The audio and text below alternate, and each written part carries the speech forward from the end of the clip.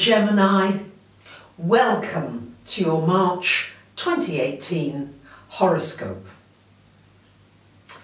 It's a busy month this month with lots of shifts and changes happening in the heavens, and also 3 moon events, 2 full moons and a new moon, which is unusual. We usually just have 2 moon events in a month.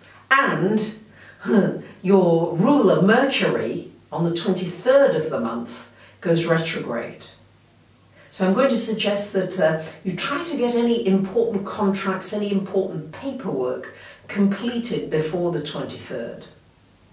Any important negotiations, it would be a good time to get those done if you can in advance.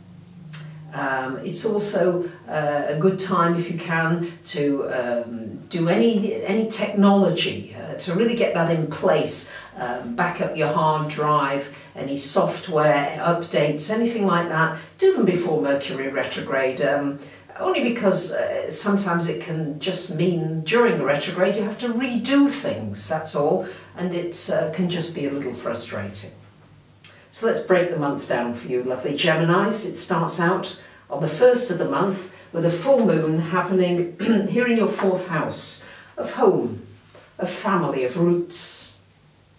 Whenever we get a full moon in the 4th house, sometimes this can cause a feeling of restlessness, a feeling of like, I want some changes in my environment. It may mean that you're going to move or you're planning a move. It might mean that something comes up in your family, something may be coming up for healing, or there needs to be a shift or a change in a relationship. It could be something emotional to do with a family member, or something you remember from the past. And on the 7th of the month, we've got Mercury and Venus coming to join Uranus here in your 11th house here. So this is a wonderful time for new friendships, for connecting with new people, new groups. You might find yourself attracted to an online group. You might even do some online dating for those of you who are interested.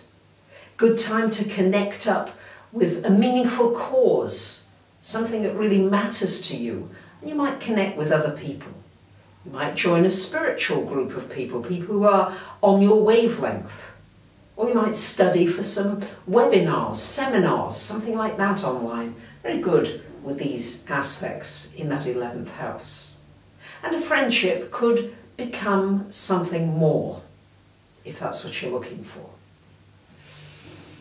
On the 17th of the month, we've got a new moon happening here in your 10th house, joining the Sun and Neptune. New beginnings in your career, in your work. Maybe it's time for a new direction in your work in some way.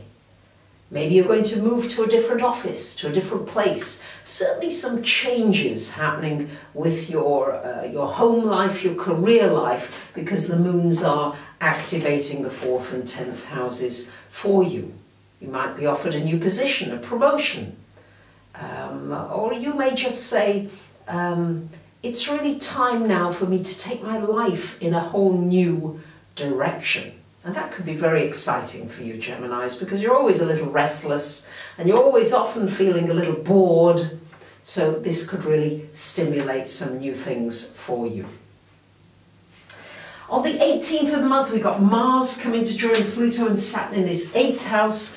Good time really here to get anything financial sorted. So whether it's your taxes, insurance, debts, mortgage, renegotiating some rate of something, it's a good time to really just do it.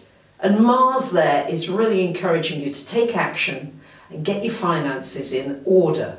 Really good, and you'll be able to do it quite swiftly if you're really clear about what needs to be done and you don't hide from it and say, oh well, you know, I'll procrastinate, I might do that tomorrow.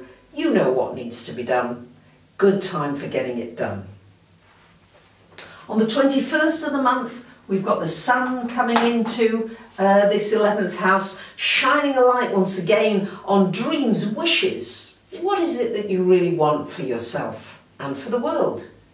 And this is a great time for visioning, maybe doing a vision board, maybe putting together all kinds of pictures or examples of things that you'd love to create for yourself in your life.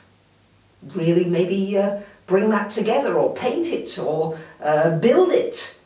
But it's time really to bring your creativity, 5th house opposite the 5th, into the world in some way, to share some of your gifts. On the 23rd, as I said, Mercury going retrograde, an old friend could come back into your life. Or maybe an old group of people or an organisation that you've worked with in the past. Maybe you decide to reconnect with them. And you may reevaluate some of the online connections that you've got. Maybe it's time to get rid of a few Facebook friends that you're really no longer in contact with anymore. Just maybe a little bit of a spring clean to happen with your friendships and the wider online community with whom you might interact. And finally, on the very last day of the month, we've got a full moon happening in your 5th house here, Gemini, shining a light on play, on fun.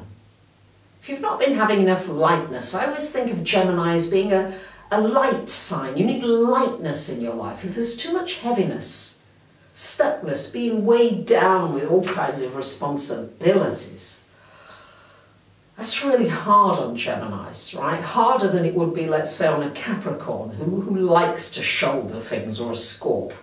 No, you really may need just to bring some levity, some fun, some jokes, maybe go to a concert, go and see a comedian, watch some comic videos, but bring your energy levels up. That's what this full moon wants. And maybe it's also a good time for starting a business, doing something entrepreneurial, or growing a business, making some changes in an existing business. It's a packed month. I wish you a great March, and thank you for commenting, for sharing and subscribing. Bye for now.